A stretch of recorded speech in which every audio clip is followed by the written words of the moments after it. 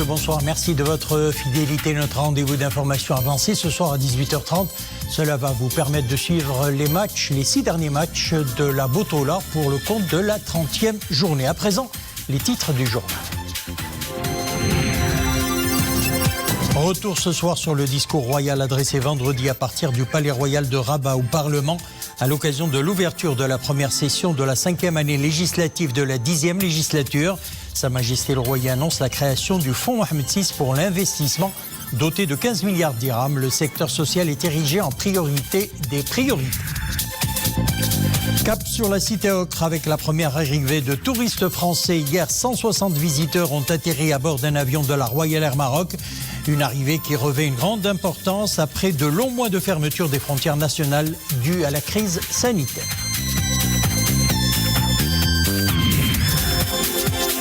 Et on reste à Marrakech avec ses couleurs uniques, ses nombreuses plantes. Il dégage une atmosphère calme et paisible. Le jardin Majorelle à Marrakech, fermé au public depuis l'apparition de la Covid-19, il vient de réouvrir ses portes.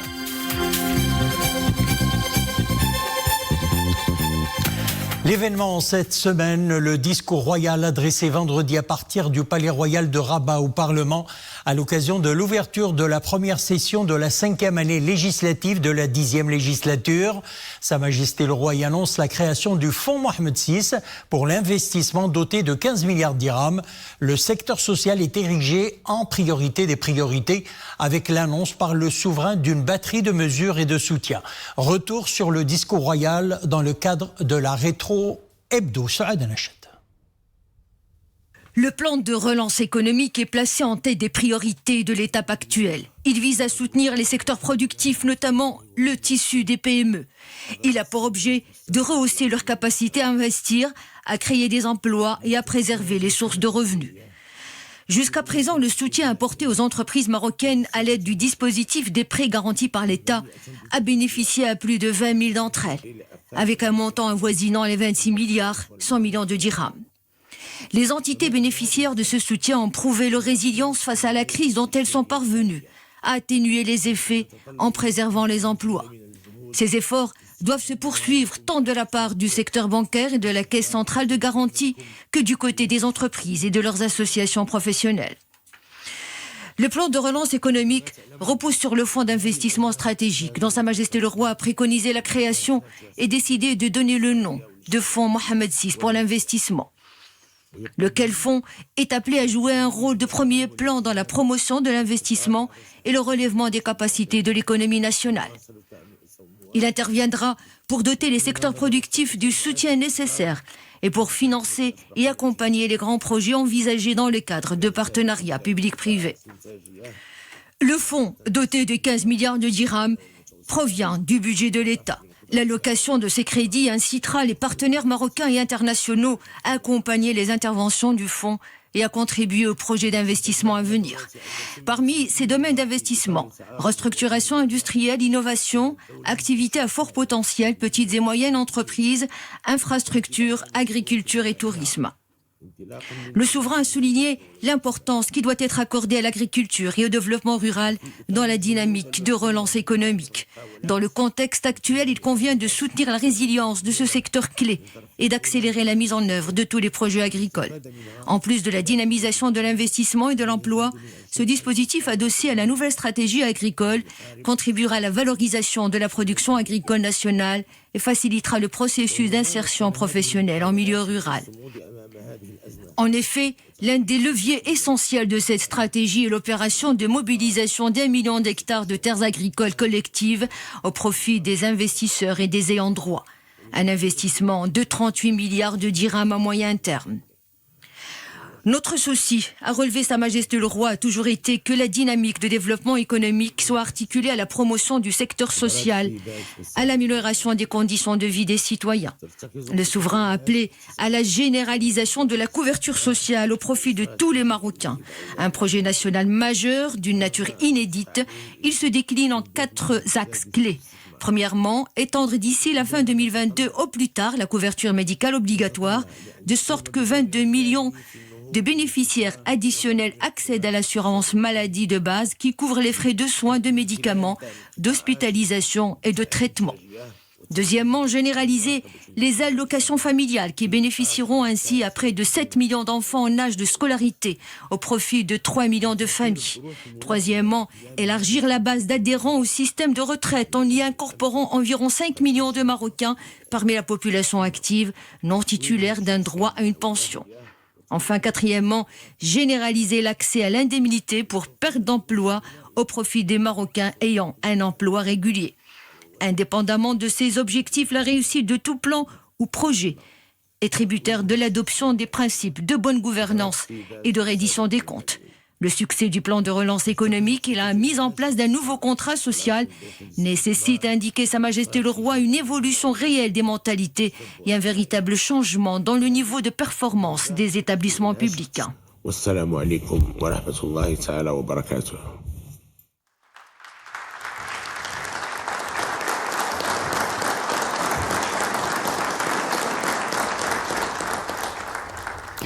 Cap sur la cité Ocre avec la première arrivée de touristes français. Hier, 160 visiteurs ont atterri à bord d'un avion de la Royal Air Maroc. Une arrivée qui revêt une grande symbolique après de longs mois de fermeture des frontières nationales dues à la crise sanitaire. Les professionnels du secteur sont ravis. Mohamed Mskour, Amina Allam, Mariam Lemis. Après 7 mois de lockdown, le ciel marocain s'ouvre enfin aux touristes internationaux.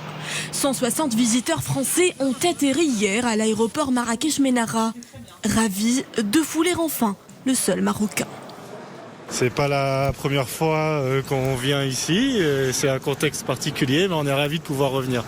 On a fait le test PCR, le test sanguin, on a été contrôlé à l'arrivée au niveau de la température. Et voilà, on n'est pas du tout inquiets. Nous sommes très contents d'être à Marrakech, de revenir, voilà. Et puis le soleil, les palmiers, les orangers et tout ça. Un retour célébré en grande pompe. Les professionnels du secteur présents sur place ont réservé un accueil haut en couleur à ces premiers hôtes de la cité Ocre. Un geste de bienvenue symbolique à ces passagers pour avoir fait le choix de la destination Maroc. Et c'est une manière de montrer au monde que le Maroc est prêt. Le Maroc a mis ce qu'il faut pour accueillir de nouveau ses visiteurs, ses invités, dans des conditions sanitaires optimales et dans des conditions aussi d'accueil optimales. On est tous mobilisés aujourd'hui et tous là pour travailler et pour préparer la relance qui va être graduelle mais qui va être surtout pérenne. Rendre à Marrakech son attractivité d'avant Covid, les acteurs touristiques de la région comptent bien y parvenir. Plus que jamais mobilisés, ils ne lésinent sur aucun moyen pour assurer une relance progressive et pérenne de la destination, toujours dans le total respect des conditions sanitaires. On reste à Marrakech avec ses couleurs uniques, ses nombreuses plantes. Il dégage une atmosphère calme et paisible. Le jardin Majorel à Marrakech est l'un des jardins les plus enchanteurs du royaume. Créé sur près de 9000 m², il est depuis sa création une source inépuisable d'inspiration. Fermé au public depuis l'apparition de la Covid-19, il vient de réouvrir ses portes. On y fait un petit tour avec Mohamed Mskour, Amina Allam, Mounia Marouche. Après plusieurs mois d'hibernation forcée, le jardin Majorel se réveille tout doucement. Ses allées bordées de cactus et de palmiers sont à nouveau réinvesties par les amateurs de verdure et de couleurs.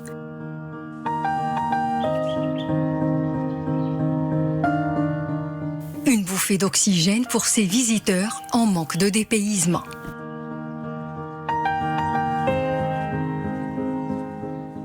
Je suis très heureux de revoir ce jardin qui est encore plus beau d'ailleurs qu'auparavant, puisque durant cette période, le jardin était particulièrement entretenu, restauré. Je pense que c'est un des monuments dont on a entendu parler le plus rapidement quand on a commencé à se renseigner sur ce qu'on pouvait visiter à Marrakech et on attendait que ça rouvre comme les autres monuments et on n'est pas déçus, c'est vraiment magnifique.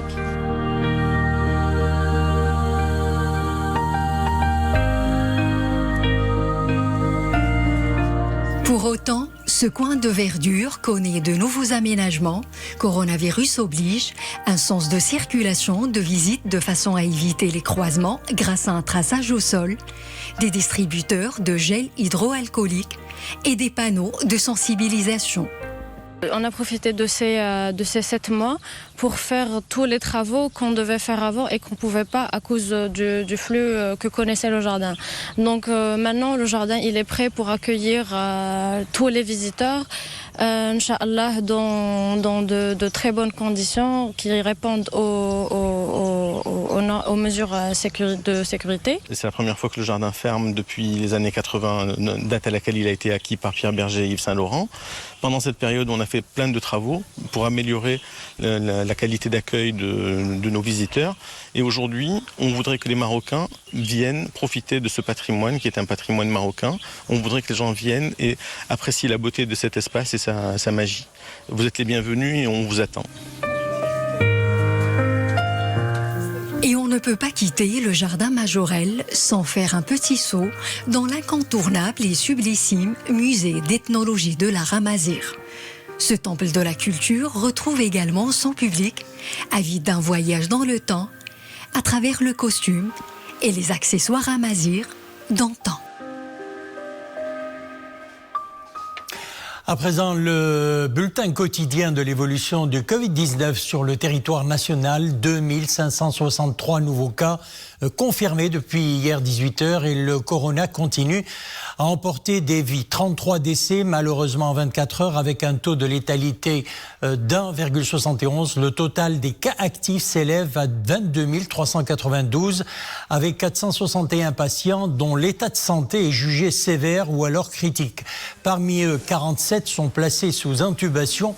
Pour ce qui est du total des rémissions ces dernières 24 heures, eh bien, le bilan quotidien de la tutelle fait état de 2553 guérisons, soit un taux de 83,3%. Limitation de déplacement et port du masque obligatoire. Les nations s'organisent à travers le globe pour freiner justement la circulation du Covid-19. 36 millions de personnes ont été atteintes par la maladie depuis décembre 2019. Plus d'1 million d'entre elles sont décédées. Aux États-Unis, le nombre de nouveaux cas explose. Plus de 50 000 enregistrés en 24 heures et 637 décès. En Europe, la situation est toujours préoccupante. En France, le nombre de contaminations en 24 heures grimpe à plus de 26 000. Le Royaume-Uni, l'Italie, l'Espagne, la Belgique, l'Allemagne, les cas de contamination sont en nette augmentation. L'Afrique reste le continent le moins impacté. Et puis le président américain Donald Trump a affirmé aujourd'hui qu'il était désormais immunisé contre la Covid-19. La question de l'immunité face au Covid-19 reste entourée de nombreuses inconnues. On ne connaît pas avec précision le degré de protection qu'offrent les anticorps ni la durée d'une éventuelle immunité. Une plus grande opacité donc entoure en revanche le président des États-Unis. Son équipe médicale refuse obstinément de dire à quand remonte son dernier test négatif. Cette posture alimente les soupçons sur la possibilité que le président n'ait pas effectué de test pendant plusieurs jours avant son test positif du 1er octobre. Donald Trump s'est exprimé hier depuis la Maison-Blanche devant des sympathisants. Le retour sur les estrades de campagne est prévu en début de semaine et le rythme s'annonce intense. Floride lundi, Pennsylvanie mardi et Iowa mercredi. Retour chez nous, saisie importante de marchandises de contrebande à Tanger. L'opération a été menée par la brigade douanière en collaboration avec la police judiciaire du district de police de Bni Makada. Il s'agit d'effets vestimentaires d'une valeur de plus d'1 million de dirhams. Plus de précisions avec le commandant régional des brigades douanières de Tanger, Tétouan, El Houssima, on l'écoute. Il s'agit de presque de 26 000 unités des effets vestimentaires concernant les hommes, les femmes et les enfants. 3 tonnes, 500 kg de tissu conditionné sous forme de 199 rouleaux, plus d'une tonne et 200 kg de matière plastique destinée à l'emballage, ainsi que 1300 kg de vêtements précoupés. La valeur totale de la marchandise saisie s'élève à 1 200 000 dirhams, c'est-à-dire 120 millions de centimes. Une enquête judiciaire a été déclenchée suite aux instructions du parquet pour déceler tous les auteurs de cet acte illicite.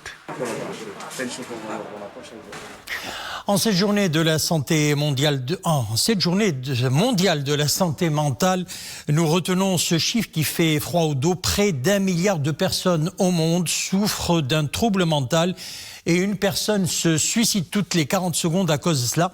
Cette année, la journée mondiale de la santé mentale est célébrée alors que la pandémie du Covid-19 modifie considérablement notre façon de vivre au quotidien.